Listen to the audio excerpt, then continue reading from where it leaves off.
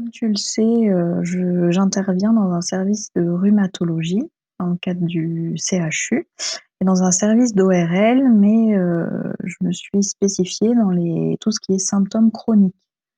Donc c'est Oui. tout ce qui est maladie chronique ou symptôme qui va s'installer et qui va durer et donc nous, en fait, notre rôle, c'est, du diagnostic parce qu'il y a beaucoup d'errance médicale dans ce domaine, avec des gens qui ont Alors, c'est-à-dire d'errance médicale? alors on a beaucoup de gens qui viennent chez nous, qui nous parlent de plein de symptômes, distincts et qui n'ont jamais eu forcément de diagnostic commun, en fait. Je vais te donner un exemple, on a des patients qui viennent chez nous en rhumato, qui nous disent: «J'ai mal à l'articulation de la main», qui reviennent 2 ans dire: «J'ai, une tendinite, récurrente» et puis qui nous disent à côté de ça, «J'ai des plaques sur la peau» et en fait, D'accord. notre, métier, enfin des médecins vont essayer de tirer un diagnostic de tous ces symptômes parce qu'il existe Oui. beaucoup de pathologies, pour lesquelles tous ces symptômes distincts, en fait, sont reliés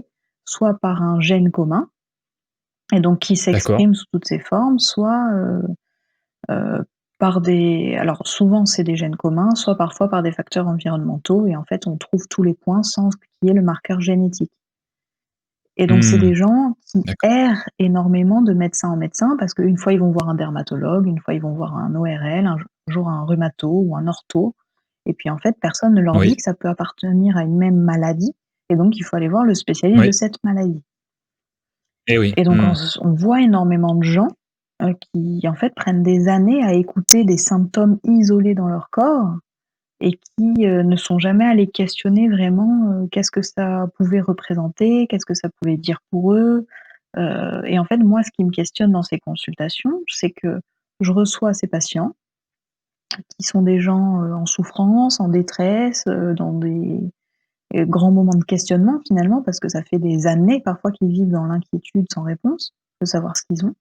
Le médecin pose un diagnostic, donc d'une maladie et ces gens, sont un peu lâchés dans la nature. Une fois qu'on leur a donné une réponse, possiblement un médicament, on les lâche avec ça. Et donc moi, mon rôle, il va être soit de les aider à accepter le diagnostic, de mieux comprendre leur maladie, mais aussi de les aider petit à Oui. petit à faire le lien entre, ce qui a pu se passer dans leur vie, émotionnelle et leurs épisodes de vie, en fait. Qu'est-ce qui s'est passé d'important dans leur vie et aussi qu'est-ce qui s'est passé, psychiquement pour eux dans toutes ces périodes qui pourrait justifier l'apparition de chacun de ces symptômes ou la concrétisation de la maladie. Et au fur et à mesure de mon avancée dans ces services, en fait, on se rend compte qu'à chaque fois, tout est lié à des traumatismes psychiques ou des, Le déclenchement, tu veux dire? les facteurs déclencheurs les plus ce qu'on retrouve le plus sont des chocs émotionnels ou des Mmh. traumatismes qui sont Ouais. réactivés, Mmh. D'accord. D'accord, donc il y a une base qui est, tu le disais, souvent génétique, souvent. mais après, si jamais il y avait pas de, si jamais il y avait pas de déclencheur, psychique, a priori, pas forcément de maladie derrière? Alors, on a des gens, hein, chez qui, bien entendu, on retrouve, le marqueur génétique chez le papa qui l'a déclenché et la jeune fille vient et nous dit: «J'ai mal partout, je pense que j'ai comme mon père». Bon là, on vérifie et on va moins fouiller dans son histoire personnelle. D'accord, Mais d'accord. c'est vrai qu'avec la plupart des patients, on se rend compte que souvent, ça se déclenche quand même, même quand ils ont le marqueur génétique, dans des moments de fragilité émotionnelle. Mmh. D'accord, Et c'est vrai d'accord, qu'on oui, peut se poser la question en se disant: «Est-ce que si ces gens n'avaient pas de marqueur émotionnel ou de grands changements dans leur vie, est-ce qu'ils déclencheraient la maladie ou pas? Ou est-ce que le gène mmh. resterait en veille?» Comme ça peut être le cas Ouais, parfois pendant 50 ans, hein. oui, ouais, ouais. Ouais, ouais, d'accord. Oui, on entend souvent parler de que du domaine de l'épigénétique qui serait plus, comment dire? Qui aurait un impact plus grand sur la vie des gens que purement la génétique. Oui. Et voilà, donc je suppose que c'est clairement ce que tu me dis aussi, quoi. Oui et puis, moi ce qui me questionne aussi, c'est que les gens n'en ont pas du tout conscience. On en entend un peu parler de nos jours, mais c'est pas forcément quelque chose que leur présente leur médecin, le corps soignant, qui va s'occuper essentiellement du corps. Mmh. Encore aujourd'hui, quand on leur donne un diagnostic et qu'ils ont un gène, on leur dit: «C'est l'expression du gène, point», Oui. et on ne va pas les amener à réfléchir sur, ce que peut représenter, des émotions, leur ressenti, leur façon de prendre soin d'eux, leur estime de soi, leur environnement, leur entourage, la communication, en fait, plein de choses qui vont fonctionner autour et l'impact que ça peut avoir sur leur vie et sur leur corps aujourd'hui. Je Mmh. trouve que c'est encore très clivé, Ouais.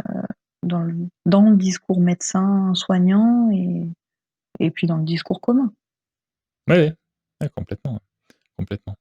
C'est un petit peu le côté, c'est un petit peu le côté, victime finalement de la façon dont on voit les choses globalement. On se dit: «Bah, voilà, j'ai ça, ça m'arrive, point». Oui, Alors qu'effectivement, on pourrait se dire: «J'ai ça, qui est causé notamment par qui est causé par la génétique sur laquelle je peux rien faire, mais qui est aussi causé par l'environnement au sens très large du terme sur lequel je peux avoir un je peux impact». agir, tout à fait, et beaucoup de Ouais. gens d'ailleurs, alors, on a des patients très volontaires qui ont envie de comprendre et qui vont finalement, s'accrocher à travers la thérapie à trouver des réponses, hein.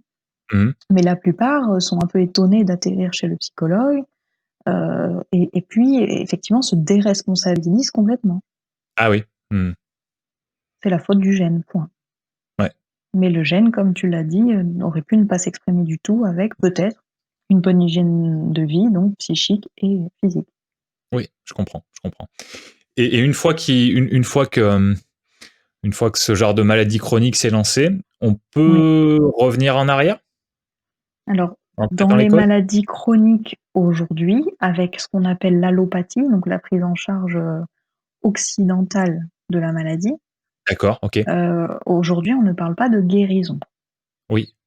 Donc a priori, on ne revient pas en arrière. On peut parler de rémission. C'est des Ouais. pathologies qui parfois sont en veille et effectivement, Oui. dans les analyses, sanguines, par exemple, le gène s'exprime moins quand la maladie est en rémission. Mmh. On D'accord. voit des gens qui sont en rémission pendant 10, 20 ans et d'autres qui Ouais. sont en poussée ou en crise, constamment. Mmh. Mais c'est vrai que D'accord. l'allopathie, les médecins aujourd'hui ne promettent pas de guérison. Une fois qu'elle est déclenchée, elle est là. Mmh. D'accord. Et OK. Et du coup, on va parler de rémission, imaginons quelqu'un qui a une maladie chronique qui n'est pas Oui, fatale. oui, Si la personne meurt de quelque chose d'autre, 20 ans après, alors qu'elle a fait 20 ans de rémission, on va quand même considérer qu'elle est en rémission et on va pas vraiment se dire, peut-être que la personne était guérie, peut-être qu'on a réussi à désactiver son gène, peut-être que la personne a réussi à désactiver son gène grâce à des choses qu'elle a mis en place. Voilà, non. non, ça C'est pas fait pas un partie. discours que les médecins tiennent aujourd'hui, en France, dans la prise en charge, classique, on va dire, en tout cas. D'accord, d'accord, et donc ça veut dire qu'il y a des prises en charge moins classiques ou dans d'autres pays où Oui, on voit pas les choses de la même manière?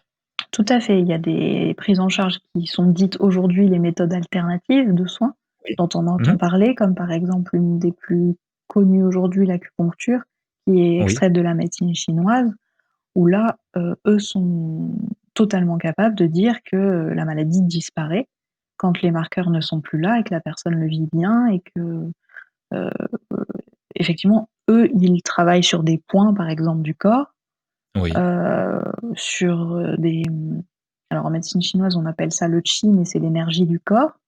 Par exemple, Mmh. eux considèrent que si tout est aligné, que les points sont à la bonne place, les énergies circulent, que le patient le fait en conscience et qu'effectivement le corps petit à petit est nettoyé de tout ça et va de mieux en mieux, heu, il n'y a pas de raison que la maladie reste. Donc ça, c'est Mmh. une vision très différente entre, la médecine occidentale et la médecine chinoise, par exemple.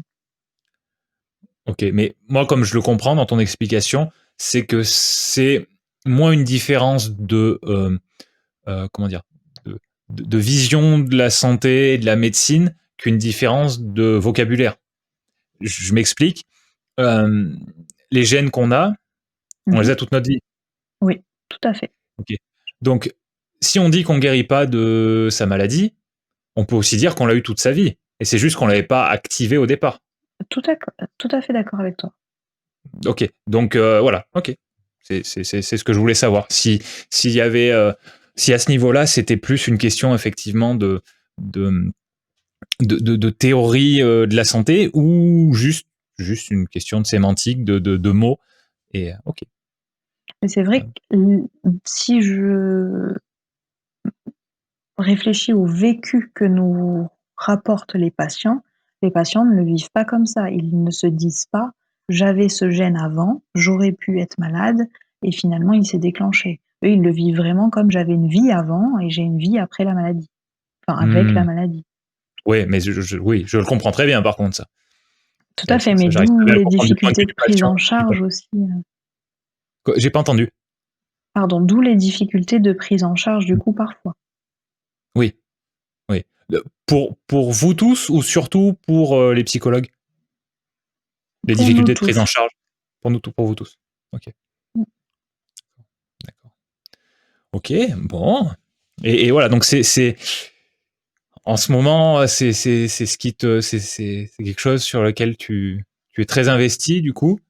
Oui, parce qu'on se rend compte que beaucoup de choses pourraient permettre à beaucoup de malades, en fait, de ne pas déclencher la maladie. Si une Hmm, meilleure prévention était faite, si de meilleures d'accord. explications étaient fournies sur, ben, voilà, il y a de telles pathologies dans vos familles, elles peuvent s'exprimer, chez vos descendants.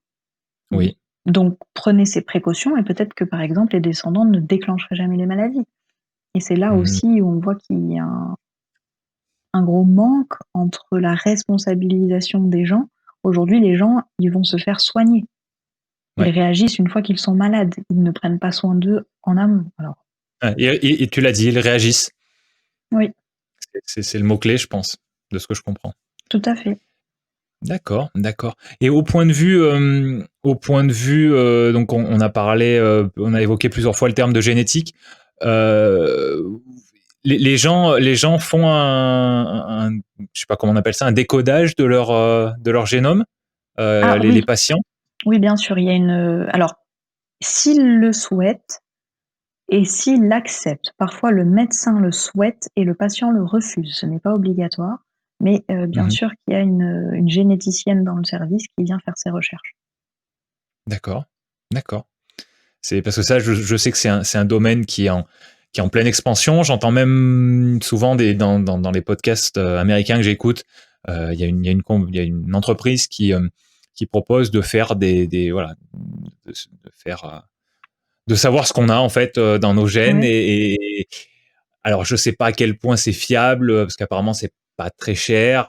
Bon, je sais pas, d'accord. mais c'est quelque chose qui a l'air d'aller de l'avant. C'est un domaine qui a l'air d'aller de l'avant et où on peut apprendre énormément sur soi finalement. Euh, et donc c'est pour ça que je te demandais où est-ce que on en était dans un domaine comme le tien, dans un domaine médical quand même très très assez global Oui, et avancé finalement. D'accord. Donc c'est quelque chose qui se fait et oui. je suppose qu'après vous vous appuyez beaucoup dessus sur les résultats. Alors les médecins surtout. Oui, Moi, par exemple, je n'ai pas accès aux résultats. au bilan génétique de chaque patient. Hmm, C'est réservé, pour le corps médical d'accord. mais par contre, les patients en général me le disent dès la première consultation. Quand ils m'annoncent la Oui. pathologie qu'ils ont, ils me disent: «C'est génétique, on a fait les tests» Hmm. et ça revient aussi dans les doutes et les expressions: «J'ai peur pour mes enfants», Ouais. Ouais. voilà. D'accord, d'accord. Et du coup, à partir de là, est-ce que ton travail diffère de d'autres psychologues qui sont dans un cadre plus isolé, j'ai envie de dire, et pallier au reste du corps médical? Alors, effectivement, beaucoup de psychologues peuvent prendre en charge, des patients atteints de maladies chroniques, mais je pense que, les patients ne viennent pas forcément pour les mêmes raisons. Donc notre travail diffère parce que l'orientation n'est pas la même. Un psychologue qui va être, sollicité en libéral, par un patient qui a eu son diagnostic à l'hôpital et qui se dit, «J'ai besoin d'aller en parler à quelqu'un», ça va être une démarche très, personnelle souvent et beaucoup plus motivée. D'accord. Le patient se dit: «Je peux aller réfléchir sur moi» ou «J'ai besoin d'aller parler de ma pathologie ou d'accepter mon diagnostic» ou «Je déprime, je réagis à mon moral». Mmh. Dans le cadre hospitalier interne au service où les maladies sont détectées, les patients sont un peu poussés vers moi. Donc Mmh. ils atterrissent parfois un peu forcés Ouais. et la démarche n'est pas du tout la même. Mmh. Donc moi, en premier lieu, mon rôle est d'abord de, leur expliquer pourquoi le psychologue est utile dans l'équipe et c'est là où ça me questionne beaucoup en ce moment, c'est qu'aujourd'hui, ils arrivent chez moi, ils ne savent pas pourquoi. Ça veut dire que et dans le discours médical et dans le discours institutionnel, la prévention et le psychisme n'est jamais relié au bien-être corporel ni aux soins. Mmh. Ouais. Ouais, je vois ce que tu veux dire. Et les gens ont pas vraiment une vision d'ensemble, en fait, Pas du tout. du Ils se problème. disent, «Moi j'y suis allé pour mon mal de dos chronique, on m'annonce que j'ai une pathologie, rhumatismale inflammatoire par exemple, je vais être sous traitement à vie en espérant que ça m'amène à la rémission» Oui. et ils se disent: «Mais qu'est-ce qu'elle va faire la psy avec mon dos?» Ouais, je comprends, Voilà. je comprends. Alors moi, je vais te dire, ce qui me plaît dans ce que tu me racontes, c'est que j'ai l'impression que dans un cadre hospitalier, comment dire? D'État, Oui, si je peux dire comme ça, on va vous commencez vous commencez à avoir une vision peut-être plus d'ensemble que, ce qui était possible il y a quelques années. Dans le sens je dis ça dans le sens où, hem, les gens vont se dire que c'est, traiter le entre guillemets, hein, traiter un problème de rhumatisme, de dos oui, avec de la psychologie, c'est déjà un peu de l'alternative, quoi. complètement. Voilà. Donc, moi, j'aime bien ça, parce que je vois une évolution, si tu veux. Je suis pas capable de juger c'est une bonne évolution, une mauvaise évolution. J'ai ma petite idée dessus, mais bon, avec un regard très extérieur. Mais, mais ça bouge. Ça bouge là où, a priori, ça bouge le moins, Oui. habituellement.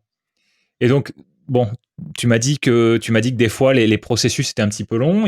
Ça demandait du temps pour faire bouger les choses, pour faire signer des papiers, peut-être, des choses comme ça.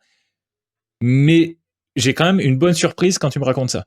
Oui, parce que c'est vrai que heu, on a la chance de faire partie, d'un service aussi qui est sensible à ça. Tous les services qui traitent des pathologies chroniques n'ont pas de psychologue, par exemple. Donc Mmh. c'est vrai que ça reste, ouvert aussi, hein. Je suis consciente que, on offre quand même cette option à nos patients et pour moi, à mes yeux, c'est un progrès, Mmh. effectivement. Tu sais, combien de services comme le tien, en France? Tu as une idée? S'il y en a beaucoup? Non, il y en a beaucoup. Il y en a beaucoup quand Heu, même? oui, OK, oui, oui. Dans tous les CHU de grandes villes, il y en a. d'accord, d'accord. On est d'accord, on parle pas juste d'un service qui s'occupe des maladies chroniques, mais d'un service qui s'occupe des maladies chroniques en mélangeant, diverses, Avec une équipe spécialités, quoi. pluridisciplinaire qui soit référencée pour, de la génétique, enfin de la recherche au traitement en fait, à Mmh. l'éducation. Ce qu'on appelle l'éducation du patient. Ça, c'est des Ouais. choses très nouvelles en France. Enfin, si on regarde à l'échelle de la médecine, Oui, oui.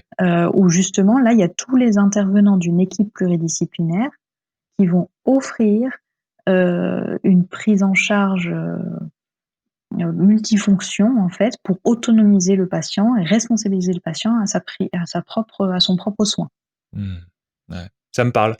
et donc ça tous les hôpitaux ne le proposent pas aujourd'hui, mais on y vient quand même de plus en plus et ça Mmh. existe pour la plupart aujourd'hui des maladies chroniques Ah oui. comme le diabète par exemple, l'asthme, voilà les maladies qui vont être inflammatoires, la maladie de Crohn, je ne sais pas si tu connais, les problèmes digestifs par exemple, voilà des pathologies quand même invalidantes où le patient a tout un rôle à jouer sur, sa prise en charge, en fait. Mmh. Ouais, ouais. Ouais, je comprends, je comprends. C'est voilà, on avait déjà discuté plus ou moins de ton travail, mais là, ça me permet de comprendre mieux quand même. Et on plus en profondeur et ça me permet non seulement de comprendre mieux ton travail, mais ça me permet aussi de comprendre mieux certaines choses qui se passent en médecine dans mon pays. Oui. Voilà. Et ça, c'est très intéressant. Bon, parce Oui, que je suis quand on a un point de vue patient, on voit pas les choses forcément sous le même angle aussi. Non. Ouais, complètement. Complètement. Et puis, ouais, il y a ce. Alors, une des dernières fois, on a échangé par message. On a parlé on a parlé de statut social. Oui. Et tu m'as dit un truc du genre, il n'y a pas de hiérarchie entre les statuts sociaux. Attends. Il n'y a pas de J'emploie peut-être pas les hiérarchie bons entre les termes. statuts sociaux. Je vais vérifier. Bouge pas.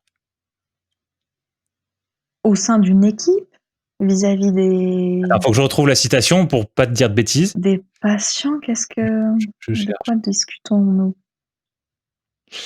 Alors, attends. Tu m'as dit, j'insiste sur le fait que nous avons tous un statut différent et non pas hiérarchisé. Ah oui, Ça te parle, cette phrase? mais je sais plus dans quel contexte. Euh, tu m'avais dit, attends, laisse-moi, je remonte un petit peu. Moi aussi. Je pense que c'était pour parler du podcast. Et tu Mmh. avais dit, oui, j'en ai parlé jeudi avec des amis thérapeutes. Voilà. Et moi, Ah oui, ah oui. je t'avais répondu, bon, une bêtise, donc je vais pas la lire, mais enfin une Mmh semi-bêtise. mh. Et c'est là que tu m'avais répondu, on a tous des statuts différents, mais ils sont pas hiérarchisés. Donc j'avais pas lancé le débat à ce moment-là, mais ce que tu avais dit là, j'avais eu du mal à le percevoir, si tu veux. Euh, et là, ça m'y refait penser quand on dit que le patient a pas la même vision de, on va dire, de la médecine au sens large du terme. Euh, une des raisons pour laquelle c'est le cas, c'est que le patient, très souvent, il est un peu intimidé par la personne voilà, il se sent, Le recevoir. ouais, c'est ça, c'est ça. Euh, et du coup, à ce niveau-là, pour moi, il y a une sorte de hiérarchie, enfin, il y a une hiérarchie de statut social. Ou, enfin, je sais pas si le terme est exactement bon, mais il y a une hiérarchie. D'accord. Voilà, donc ça me refait penser à ce sujet sur lequel tu as dit quelque chose qui m'a pas parlé du tout. Voilà, donc si tu veux développer cette question, je suis curieux. Alors, je sais pas si je vais répondre comme il faut, mais effectivement, on constate que parfois il y a des patients qui viennent, qui s'adressent au médecin et le médecin est la personne de savoir et du coup, il leur donne une réponse, toute faite et puis, c'est un peu pris, comme la réponse, ça ne veut ni contredire ni c'est comme ça, point, Oui, disons. Elle n'est pas remise en question. C'est le médecin qui le dit donc, c'est forcément vrai. ouais. Je suis pas Ouais, toujours du coup, d'accord. d'accord, d'accord. Parce que oui, quand il y a, des facteurs génétiques et qu'on ne peut pas se tromper, a priori, le médecin a raison sur le diagnostic. Mais ce sur quoi il n'a pas complètement raison, pour moi, c'est, la façon de gérer une fois que la maladie est annoncée. Ouais. Et ça, j'ai beaucoup de patients, par exemple, qui, le médecin m'a dit de faire ce traitement, je le prends. Et moi, je les vois 3 mois après, ils ont des nausées, ils ont des vertiges, ils supportent pas du tout leur traitement, mais c'est le traitement qui va les aider. Mmh. Là, pour moi, c'est des choses où le médecin ne doit pas se positionner comme le tout sachant, parce qu'il n'autonomise pas le patient dans, sa prise en charge, dans son mieux-être. Le patient qui vient voir son médecin parce qu'il a eu une crise en 2 ans de mal de dos, peut-être qu'il a un rhumatisme inflammatoire qui n'est pas grave. Peut-être qu'il va faire des petites crises, de 3 semaines tous les 2 ans. Et dans ce cas-là, c'est minime et parfois ça vaut pas le coup de prendre un traitement. Si c'est pour avoir, par le traitement, des nausées, des vertiges, plus de vie professionnelle et cetera. Et c'est là où je trouve qu'il y a encore un manque de responsabilisation, du patient parce que, parfois c'est le maître mot, ce qu'a dit le médecin est pris pour argent comptant et puis, il on ne demande plus au patient de réfléchir. Comment il le vit, comment il le reçoit. Pareil, il y a des patients qui on leur annonce un diagnostic, une semaine après, ils sont sous traitement à vie. Non, moi je préfère que le patient vienne en discuter pendant 3 mois avec moi et dans 3 mois, il prendra un traitement que son corps acceptera parce que lui, il aura accepté psychiquement d'être malade, d'avoir besoin de ce traitement et qu'il le supportera beaucoup mieux. Mmh. Et c'est là où je reviens sur l'histoire du statut. Oui, il y a le statut du médecin à respecter parce qu'il a des connaissances médicales, mais le statut du patient est tout aussi à respecter parce que c'est la seule personne qui sait vraiment ce qui se passe dans son corps et comment il y réagit. Ouais, je vois ce que tu veux dire. Mais bon, on sait très bien que si on fait des statistiques, Oui. s'il y a un désaccord entre un patient et un médecin, et que ça doit être ça doit être tranché entre les 2 si tu veux, c'est voilà, c'est pas le client a toujours raison, mais c'est plus proche du médecin a toujours raison. Je suis d'accord, mais dans des services où il y a des équipes et où on sait que justement, le fait de rendre le patient, autonome et acteur de sa prise en charge marche mieux, les médecins sont quand même beaucoup plus flexibles et je D'accord. constate quand même en 4 ans qu'aujourd'hui, je vois des médecins dire: «OK, on arrête le traitement, on voit comment vous vous portez». Mmh, oui, oui, ouais, OK, Ils vont OK. prendre un Bon peu plus en compte tout ça. et pour continuer de prendre de plus en compte ça, où est-ce qu'il y a des efforts à faire en priorité? Est-ce que c'est une éducation des gens, qui sont hors du milieu médical Oui. pour qui est par rapport à ce que tu as dit? Est-ce que c'est, des efforts à faire du côté du milieu médical dans son ensemble pour, prendre, ouais, pour avoir un côté un petit peu moins tout puissant, certaines fois? Heu, Oui, moi je pense qu'il y a des efforts à faire beaucoup des 2 côtés. De la d'accord. part du médical qui n'est pas du tout formé à la psychologie du patient, qui n'est pas du tout formé à la souffrance psychique que génèrent toutes ces maladies. Mmh mh. Tout ça, c'est des choses qu'ils ignorent complètement. Il y a beaucoup de médecins qui nous disent, «J'ai vu quelqu'un de dépressif, je vous l'envoie», alors que oui, il a pleuré parce que, oui, c'est un choc d'apprendre qu'on a une maladie à vie, mais ça fait pas de ça un diagnostic de dépression. Mmh. Voilà, donc le corps médical n'est pas toujours formé et se positionne parfois, de manière pas assez humble à mes yeux. Mmh mh. Mais à côté de ça, je pense qu'il y a une grande part d'éducation où tout le monde n'est pas éduqué, à écouter ce que lui raconte son corps, à savoir analyser quelles sont les sensations, quels sont les impacts de ses émotions sur son corps, aussi. Il y a beaucoup de gens qui n'ont pas conscience du tout que la contrariété, que le stress peut impacter le corporel et donc qui vont pas être à l'écoute non plus de ce qu'ils vivent et qui ne savent pas le communiquer forcément après en grandissant quand il y a un problème. Et ça, c'est important parce que c'est quand même eux qui nous apportent tous ces indices pour pouvoir trouver ce qu'ils ont. Et puis parce que, mettre en place la prévention, c'est forcément informer les gens. Et aujourd'hui, si c'est la médecine et le corps médical qu'on place en sachant, tout puissant, ben, on donne pas cette information, au tout venant. Mmh. Et je trouve qu'on en parle de plus en plus Ouais. dans les médias, de la santé et cetera, mais on voit encore beaucoup de gens qui sont, beaucoup en marge et qui ignorent qu'ils ont un rôle à jouer dedans. Mmh. Il y a encore beaucoup d'écart. Ouais, ouais. Je vois ce que tu veux dire et ce qui me semble, c'est que, à l'échelle de notre pays notamment, c'est un virage qui peut pas se faire du jour au lendemain et Non. déjà quand je t'entends dire, on le voit on parle de plus en plus de la santé dans les médias et ce genre de choses. J'entends voilà, j'entends que ça prend la bonne direction, quoi.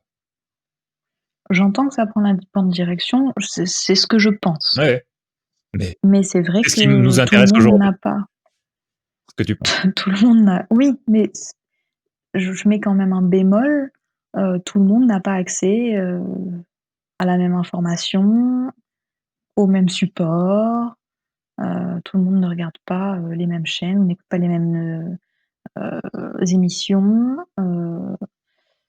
tout le monde ne sait pas lire, correctement aussi, l'utilisation d'un médicament, une notice ou des choses comme ça. Enfin, il y a quand même des choses où je pense qu'on pourrait informer un peu plus les gens. D'accord. Le «on», c'est qui?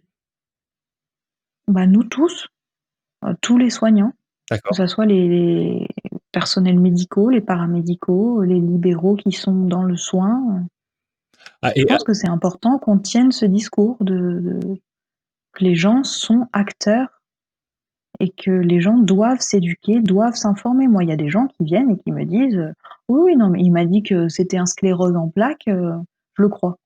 Il sait même pas comment s'appelle sa maladie. ouais. Alors le bémol que j'ai envie de dire par rapport à ça, c'est quelque chose que je vois très, très souvent passer et que je peux comprendre, hein, mais ça va pas enfin, ça s'oppose un petit peu à ce que tu dis quand même. Oui, C'est les médecins qui, se plaignent des gens qui vont sur Doctissimo avant de venir les voir. oui, c'est vrai. Donc, pour moi, alors on est peut-être dans des cas caricaturaux, mais pour moi, c'est complètement opposé. Le fait que les gens essayent de se renseigner. Alors après, moi, je connais pas du tout le site, donc j'en sais rien. Je connais pas la qualité de ce qu'il y a dessus, mais ils essayent quand même de se renseigner. Ils ont une démarche active. Oui. Et d'un autre côté, eh ben, ils se font pourrir quand ils, voilà. Donc, Oui. comment on fait pour essayer de se sortir de ça, quoi? Alors moi, c'est ce que je leur dis parce qu'il y en a qui me disent, hein, qui sont allés sur Doctissimo ou quoi que ce soit. En fait, nous, on les encourage à se renseigner sur ce qu'ils ont, mais sur des sites.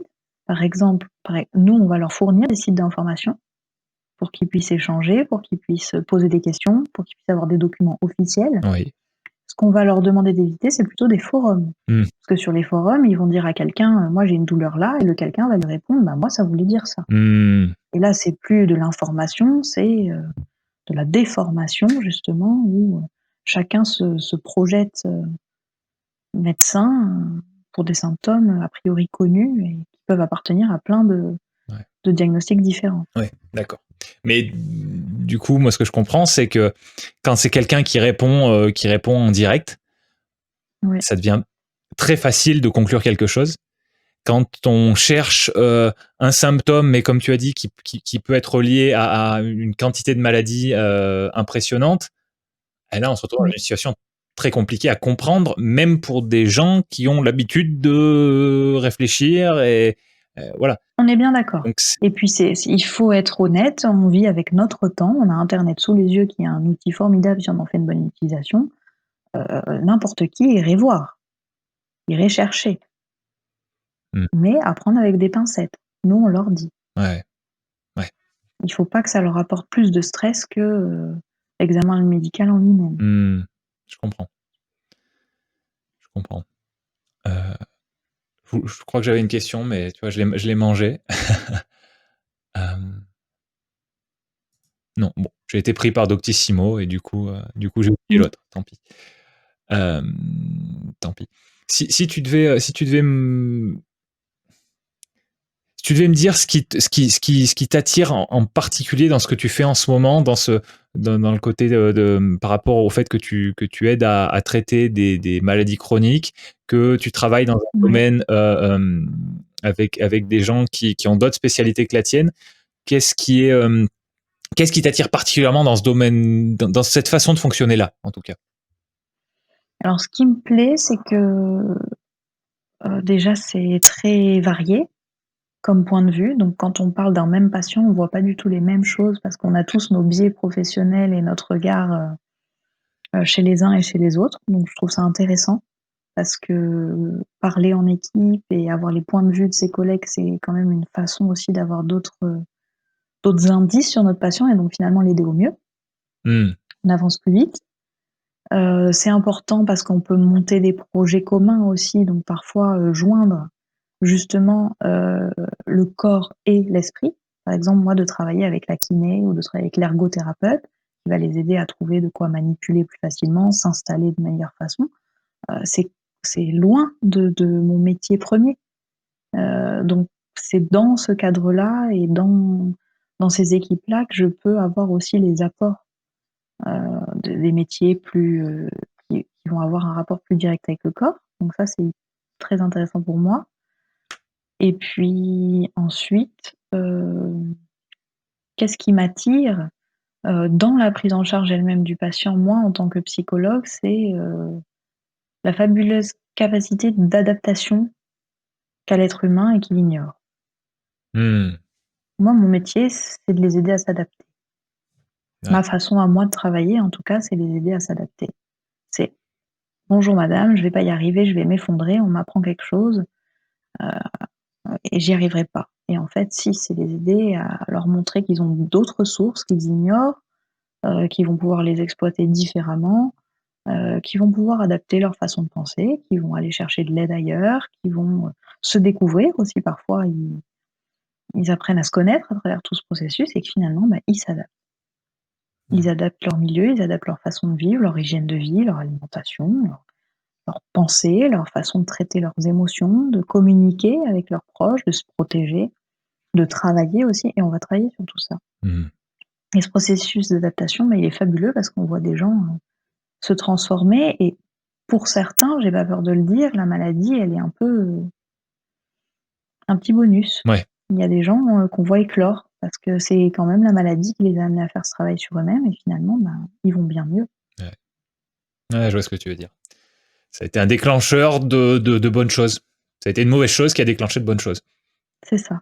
Ouais, je comprends, je comprends, ça me parle bien. Et alors moi, je suis complètement d'accord avec toi sur le concept de changer dans le sens d'évoluer, d'essayer de s'améliorer. Oui. J'entends des gens, des fois, me dire: «Oui, non, mais moi, je suis moi-même, j'ai pas envie de changer». Heu, tu tu entends ce genre de Qu'est-ce que j'en pense? ouais, Oui, je et l'entends. ouais, tu l'entends aussi? Alors, bon, dans une consultation générale, oui, je l'entends. Ouais. Après, face à la maladie, c'est souvent, j'ai pas envie, c'est la maladie qui m'impose de changer et j'ai pas envie. C'est des gens qui n'ont pas encore fait leur deuil de leur vie d'avant, Mmh. qui Ouais, sont pas encore dans la phase d'adaptation, qui sont juste dans la phase d'acceptation. ouais, d'accord. Qu'est-ce qui m'arrive? Qu'est-ce qui se passe? Et après on peut se demander: «Bah, qu'est-ce que j'en fais et comment je m'adapte?» Mmh. Donc c'est plusieurs étapes. Mais oui, on l'entend, il y a des gens qui n'ont pas envie de changer. Mais c'est rarement les gens qui viennent chez moi. D'accord, d'accord. Je vois ce que tu veux dire. Qu'est-ce que tu, dans le fait de traiter la maladie chronique, qu'est-ce qui bah, j'ai une question très naïve encore, mais, Ouais. est-ce que est-ce que les psychologues, de manière générale, ils s'adressent pas souvent, ils essaient pas d'aider les patients à passer des choses qu'ils ont enfouies depuis longtemps et finalement qui ont un impact chronique sur eux. Euh, donc toi, j'ai bien compris ce que c'était la maladie chronique physique, j'ai envie de dire.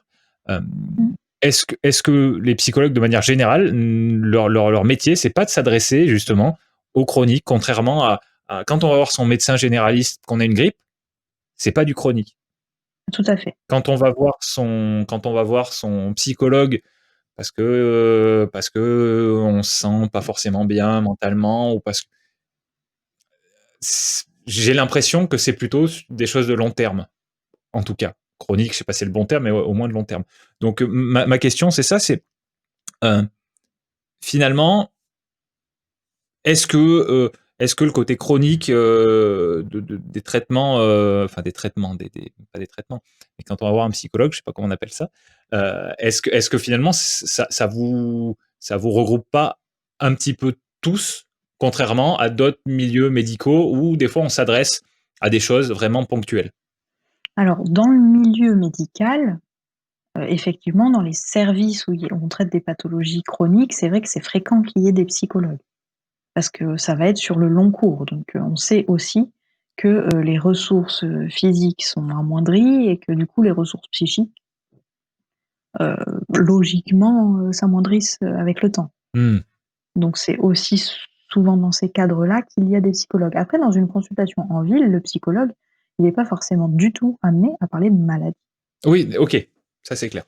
Le métier de psychologue, c'est le soutien psychologique, la problématique psychologique, ça peut ne rien avoir avec le corps, rien avoir à voir avec le corps physique. Ah, donc tu sépares le côté, le mot maladie et enfin, le mot maladie, tu l'attaches au corps physique. Non, il y a des maladies psychiques. D'accord, OK. Mais ce que je veux dire, c'est qu'il y a des gens qui viennent nous voir en ville et qui nous disent, «Je ne vais pas bien en ce moment, j'ai pas le moral». Le déclencheur n'est pas forcément l'apparition d'une maladie physique. Oui, c'est très clair, c'est très clair. Moi, je parlais C'est surtout juste du ça, côté voilà. chronique, finalement. Oui, oui, sur l'aspect chronique, effectivement. D'accord.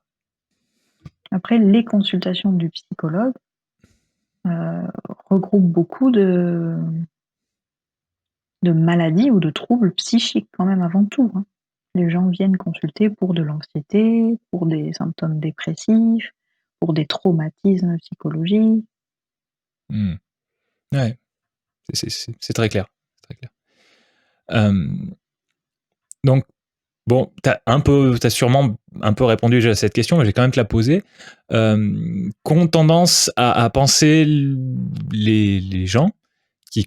connaissent pas ce on va dire qui comprennent pas vraiment ce que c'est qu'une maladie chronique et ce qui peut se cacher dessous. Qu'est-ce qu'ils ont tendance à penser, Oui. quand ils connaissent pas? Quand et qu'ils entendent je vais refaire ma phrase. Hem, qu'est-ce qu'ils ont tendance à penser de faux dans ton domaine finalement? C'est ça ma question. Ah bah, vous allez pas pouvoir m'aider parce que ça concerne mon corps. OK, OK. On va pas pouvoir changer mes gènes. Ce genre de phrase. Ça, c'est le premier abord. Hein, hein. Le deuxième abord, c'est, on m'envoie chez le psy parce que je suis fou. Alors ça, c'est un cliché, mais c'est quand même ce que beaucoup de gens croient dans les maladies chroniques parce que comme il y a beaucoup d'errance médicale, beaucoup de gens les traitent comme des symptômes isolés et ne prennent pas en compte le fait qu'il y a vraiment une souffrance générale et que le corps exprime une maladie. Mmh. C'est des gens qui ont entendu pendant 10 ans: «Vous avez pas mal, mais vous inquiétez pas, ça va passer». Et beaucoup de médecins, encore, font le raccourci: «C'est dans votre tête, vous exagérez, vous êtes pas tolérant à la douleur, ou alors vous êtes un peu folle». Donc beaucoup de gens aussi se disent: «OK, là on m'a trouvé une maladie, mais on croit toujours que je suis folle et on croit toujours que cette maladie est dans ma tête». Hein. Donc c'est là où il est très important de les situer et de leur dire: «Non, vous avez une pathologie chronique qui va affecter votre morale. Moi, je suis là juste pour voir si vous avez besoin d'un soutien moral ou pas». Mmh. D'accord. Mais beaucoup de gens viennent avec cette idée fausse quand même, hein. Ouais, je vois ce que tu veux dire. Je vois ce que tu veux dire. Et et du coup, quand ils commencent à rentrer, ou non, déjà quand on leur dit: «Vous avez une maladie chronique, potentiellement à vie», comme on en parlait déjà un petit peu plus tôt, heu, sur quoi est-ce qu'ils peuvent s'appuyer à ce moment-là? Est-ce que est-ce que, est-ce qu'il y a une façon de réagir qui est plus saine qu'une autre? Je dirais une façon de réagir. OK. Le plus dangereux, c'est les gens qui ne font rien, qui sont dans le déni total et qui ne vont ni aller chez le médecin, ni se renseigner, ni informer autour d'eux, ni changer leur mode de vie, ni prendre de médicaments, ni qui n'agissent pas. Ouais. C'est les gens dans le déni, mais les gens qui réagissent, il y a pas de bonne façon de réagir. Il y a des gens qui vont, casser mon bureau, et il y a des gens qui vont s'effondrer en larmes, il y a des gens qui vont appeler leurs proches. On a vu toutes les réactions. Ah ouais. L'important, c'est qu'ils expriment et ça veut dire qu'ils ont entendu et ça veut dire que la phase de digestion est en marche. Ouais. Donc quelqu'un qui entend, enfin, lui, il sait qu'il a compris, mais il réagit pas de manière, extérieure. C'est ça, ça Mmh fait mh. partie des choses qui sont les plus malsaines pour lui. Non, il y a des gens qui n'expriment pas par qui ne montrent pas leurs sentiments, mais qui peuvent tout à fait nous verbaliser le fait que, ils sont impactés et qui vont nous montrer qu'ils ont compris. Mmh. Ce qui est dangereux, c'est vraiment quand les gens, dans leur discours, nous montrent qu'ils sont dans le déni. Ah oui. Et il y en a, hein, Oui, oui, oui, il y en a beaucoup, j'imagine. Et c'est une phase qui, voilà, du coup, qui peut durer longtemps. qui peut durer très longtemps chez certains. D'accord, d'accord. Parce que souvent on entend parler, même ne serait-ce que dans la culture populaire, des je sais plus Oui, combien, des 5 phases du deuil ou quelque chose comme ça. Et et oui, il y a et de mémoire, il y a, je dirais, le déni dedans, heu, mais c'est censé être une oui, phase, donc a priori, d'après cette théorie, d'accord. c'est censé être une phase.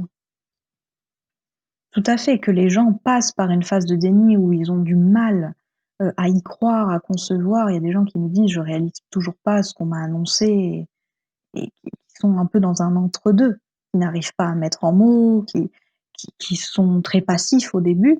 C'est une phase, mais on va les accompagner. Ouais, ouais, je vois ce que tu veux dire.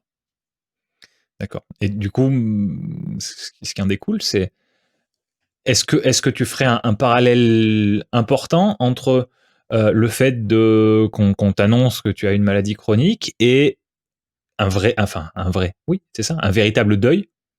Oui, je pense, moi je le Ouais. constate vraiment, c'est, heu, les gens qui ne font pas le deuil ne s'adaptent pas, Mmh. et ça peut on peut, faire le parallèle avec quelqu'un, qui perdrait un proche, qui n'arriverait pas à faire le deuil, qui serait dans le déni complet et qui n'adapterait pas sa vie à cette perte. Mmh. Et c'est un long travail, et le faire accompagner, c'est le faire plus en douceur et parfois plus rapidement. Ouais, ouais, je vois, je vois. Oui, c'est important de pas y passer, sa vie et de pas être trop secoué parce qu'on a déjà assez de soucis comme ça à ce moment-là. Assez de soucis, tout à fait, et encore une fois, il y a plein de gens qui le feront sans avoir recours à un professionnel. Oui, oui, oui.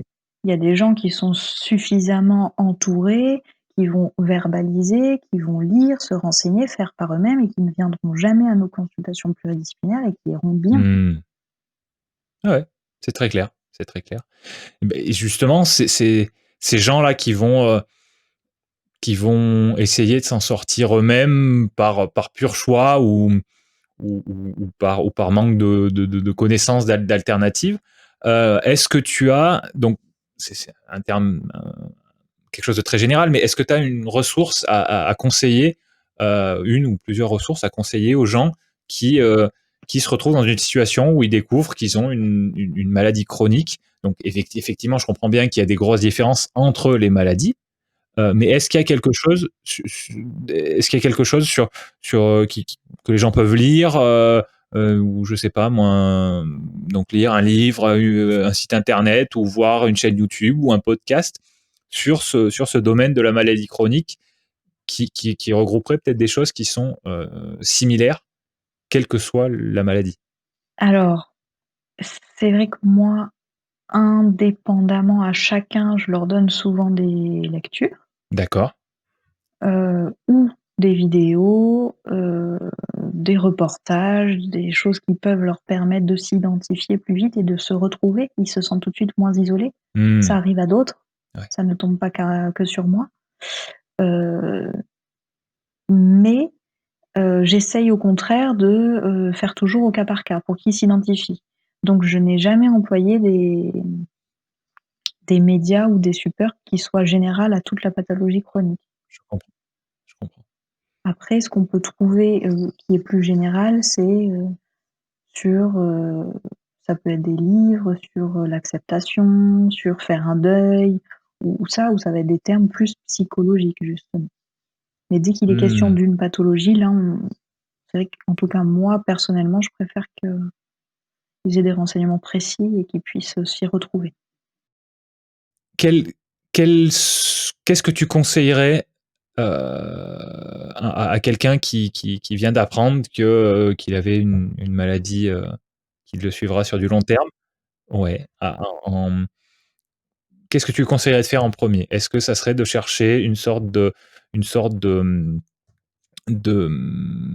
un service comme le tien actuellement, qui est plus près de enfin, qui est près de chez lui? Est-ce que ce serait, qu'est-ce que ça serait? Vraiment la première chose que je pourrais conseiller à quelqu'un, c'est d'en parler. Pas forcément à un professionnel, mais d'en parler, de ne pas le garder pour lui, parce que les gens qui essayent de combattre ça tout seuls s'en sortent pas. Il faut apprendre à demander de l'aide, il faut Mmh. apprendre à informer. Beaucoup de gens nous disent, «Mais il voit pas que j'ai mal». Non, il peut pas savoir, ça se voit pas, c'est pas écrit sur nos têtes à nous tous si on a une maladie ou pas.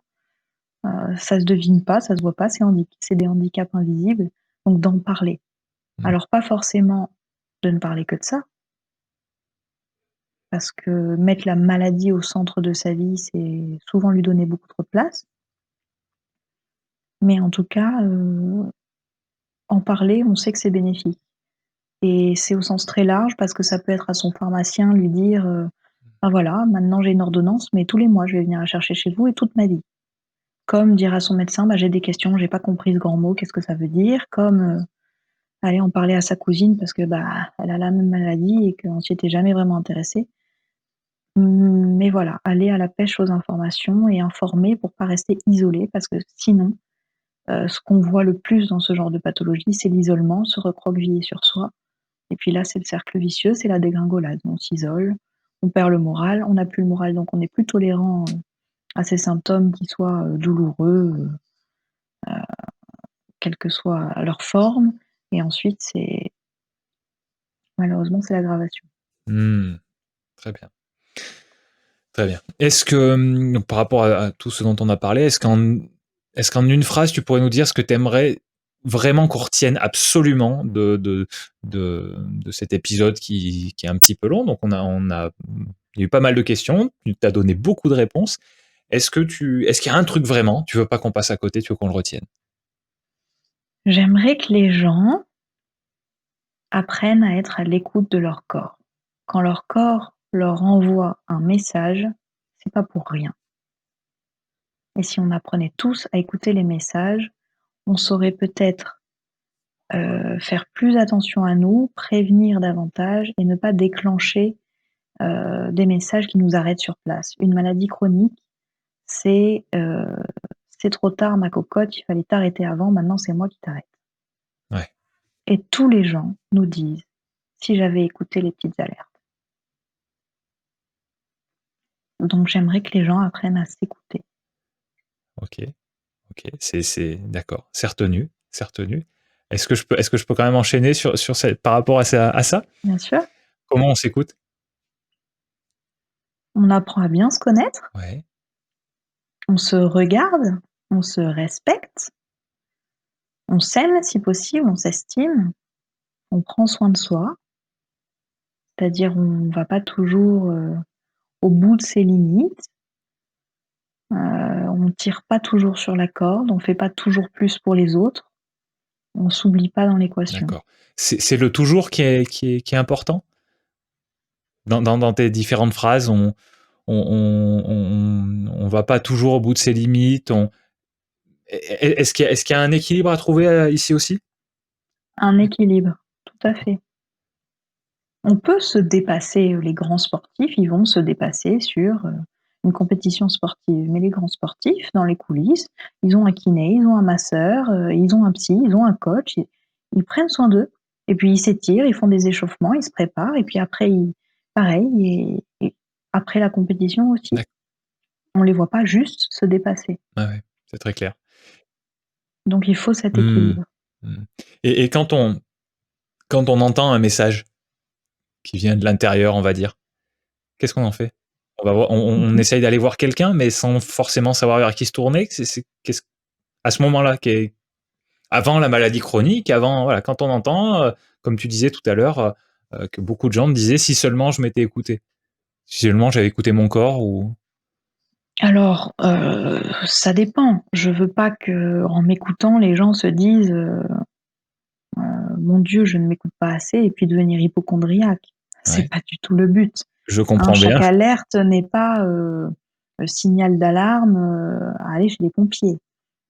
Mais, c'est vrai que quelqu'un qui me dit, par exemple, la maladie chronique qui est l'hyperacousie. L'hyperacousie, c'est les gens qui entendent tout, très fort et donc ça leur fait extrêmement mal aux oreilles. Mmh, D'accord? Ils ont une audition qui est surdéveloppée, ils sont hypersensibles. Donc, il y a des gens, 1 cuillère dans une assiette, c'est une crise pendant des mois. L'inflammation de l'oreille. Donc après, c'est silence obligatoire. Alors là, je vous parle d'un cas, extrême, mais et c'est des gens qui nous disent: «J'ai été sensible toute ma vie, j'ai jamais aimé le son fort chez moi, j'ai jamais supporté d'aller, danser avec des baffles et cetera» et qui n'ont jamais mis des bouchons. ouais.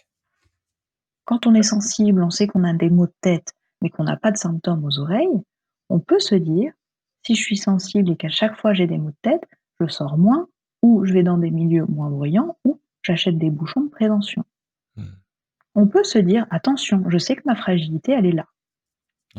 Il y a des gens qui vous croiseront toute leur vie et qui vous diront: «Toute ma vie, dès que je suis stressé, c'est le digestif». Bon, si c'est toujours le digestif qui flanche, on fait à côté, on fait attention, Ouais, on du coup, l'écoute. on fait attention en essayant d'être moins En stressé, en mangeant différemment, en mixant tout ça. en Dans cet mixant tout ça exemple-là. si on peut.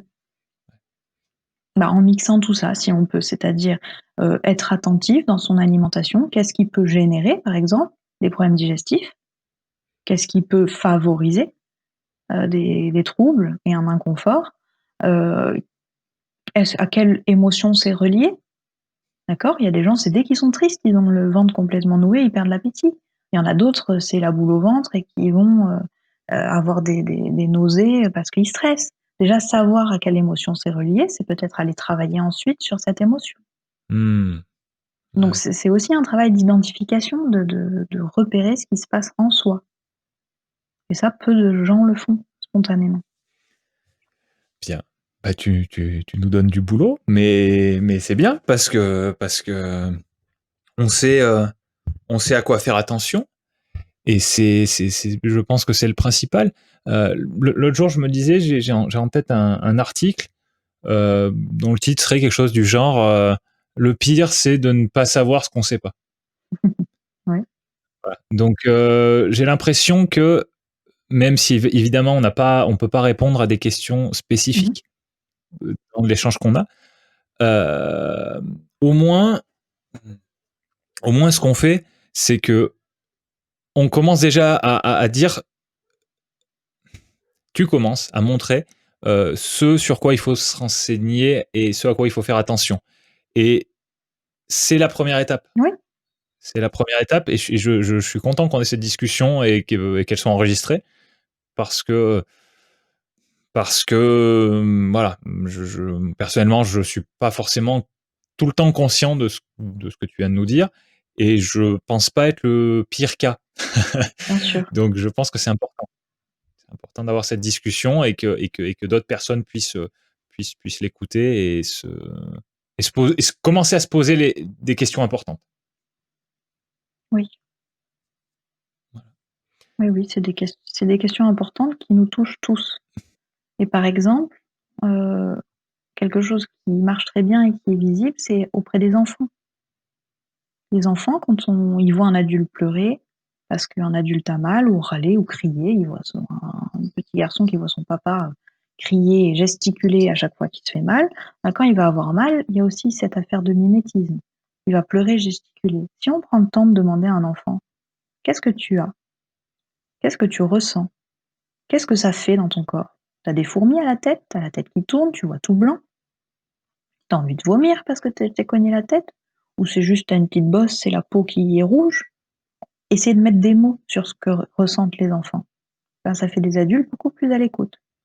Un enfant, il sait faire ça si on lui demande d'être attentif. Ouais, ouais, d'accord, d'accord. C'est ça aussi s'écouter. Ah, ouais. Donc toujours la même question qui revient, la question de l'éducation finalement.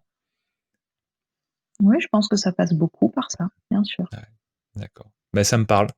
Ça me parle et d'autant plus que ce podcast, finalement, c'est ça son but. Son but à ce podcast, c'est que je pose des questions d'ignorants, de naïfs, parce que parce que même si je suis très curieux, je suis principalement comme ça, euh, et dans un but de- d'éduquer, de faire découvrir aux gens certains domaines. Donc c'est pas toujours des domaines aussi, comment dire, le terme est peut-être mal choisi, mais aussi grave que celui qu'on aborde aujourd'hui. Euh, la dernière fois, on a parlé du thé. Voilà, c'était le sujet. Donc, ça n'a pas forcément le même impact. C'est plus un sujet lié au plaisir, lié voilà, au divertissement. Mais je pense que pour avoir une vie un petit peu complète, il faut pas juste s'arrêter au sujet grave ou il faut pas juste s'arrêter au Non, sujet de superficie. Et voilà. Et donc c'est vraiment ça l'objectif de ce podcast, c'est me faire découvrir des choses et du coup, par la même occasion, me faire découvrir la même chose aux gens qui vont l'écouter. Donc je trouve que je suis très content qu'on ait Bah, c'est cette une discussion. s oui, puis c'est une superbe initiative. Moi, je serais ravie d'apprendre des choses sur d'autres domaines, justement, d'autres professions et d'avoir les conseils avisés. Eh ben, tu en auras. Tu en auras très bientôt. Tu en auras très Donc on écoute tout ça c'est bientôt. ça, c'est ça. Qu'est-ce que les gens qui écoutent, ou moi d'ailleurs, Oui, qu'est-ce qu'on oui. peut faire pour toi ou ou par rapport à ce domaine-là dont on parle depuis un petit moment? Est-ce qu'il y a quelque chose qu'on peut faire? Est-ce qu'on peut je sais que tu écris, que tu partages des articles, des fois. Heu, Mmh. on peut qu'est-ce que tu aimerais qu'on fasse qui servira soit toi directement et ça serait très intéressant, soit tes patients au sens très large du terme, pas forcément tes patients à toi, mais le type de patient Ouais. que tu as l'habitude avec lesquels tu as l'habitude de travailler et du coup, euh, voilà, je suppose que tu as une sorte d'attachement après à certains groupes de personnes parce que tu as côtoyé des gens qui se ressemblaient. Voilà. Donc ma question c'est ça, qu'est-ce qu'on peut faire? Alors je ne sais pas, je n'y avais pas réfléchi, hem, mais simplement en parler pour que la psychologie, la maladie, toutes ces choses-là soient pas un sujet tabou, comme il a pu être pendant tellement longtemps. D'accord. Donc en parler, partager ce podcast éventuellement. Donc ce que tu fais, en fait, c'est parfait. Eh ben c'est super, c'est super. Et dernière question, comment est-ce qu'on peut te contacter si on veut échanger avec toi sur ce sujet-là? Est-ce que ta page Facebook, c'est le bon, Oui, tout ton à site fait. internet, ta page, qu'est-ce qu'il en est? Qu'est-ce que tu préfères? Ma page, Facebook, elle est alimentée sur les sujets, qui me tiennent à cœur, donc et D'accord, donc elle est plus active, et en direct, donc effectivement, ça peut être une bonne façon pour communiquer et poser des questions. Et partager aussi les points de vue, bien entendu. mmh, OK, OK. Est-ce que tu peux nous donner son nom à ta page Facebook? Et Oui, après vas-y, elle s'appelle Marie Dupré, psychologue clinicienne. super. Donc je mettrai le lien dans les notes de l'épisode, sur mon site. Donc, D'accord. pour les gens qui veulent être sûrs de te trouver, même si en tapant les mots que tu as dit, je pense qu'il n'y aura pas de souci. Mais voilà, il y aura Oui. aussi le lien en direct. Euh, D'accord, merci. voilà. Ben non, mais c'est moi, c'est moi. Autre chose qu'on n'a pas abordé, tu te dis, ou ça on l'a loupé et c'est important. Oh non, je crois qu'on a abordé beaucoup de choses aujourd'hui. Pour une introduction à tout ça, ça me paraît bien. Bon, super. Bah Marie, je te remercie pour Ah mais je t'en prie. ton temps, ton énergie, ton calme, tes explications détaillées. Euh, voilà. Et puis pour nos échanges depuis quelques années maintenant, donc ça c'est plus Ouais, personnel. Le reste, c'est à mon nom et au nom de ceux qui vont écouter.